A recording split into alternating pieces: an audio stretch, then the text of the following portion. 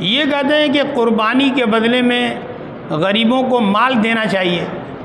یہ فلسفے ہیں، عقلی بات ہے۔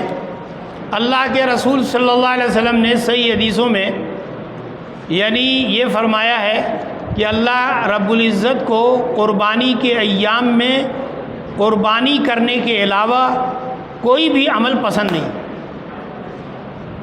دیکھیے، بہت ساری عبادتیں ایسی ہوتی ہیں جو کسی وقت کے ساتھ مختص ہوتی ہیں، کسی وقت کے ساتھ خاص ہوتی ہیں۔ جو عبادتیں کسی خاص وقت کے ساتھ مختص ہوں، ان اوقات میں اسی عبادت کو کرنا ہی ہوتا ہے، دوسری عبادت کرنا درست نہیں ہوتا ہے۔ میں اس کی مثال دیتا ہوں۔ اگر کوئی آدمی مثلاً تلاوت کر رہا ہے اور اذان شروع ہو گئی، تو ایسی صورت میں علماء نے لکھا ہے کہ مستحب ہے کہ تلاوت موقوف کر دے اور اذان کے کلمات کا جواب دے، کیونکہ تلاوت کبھی بھی کی جا سکتی ہے اور اذان کے کلمات اسی متعین وقت میں بھی جواب دیے جا سکتے ہیں۔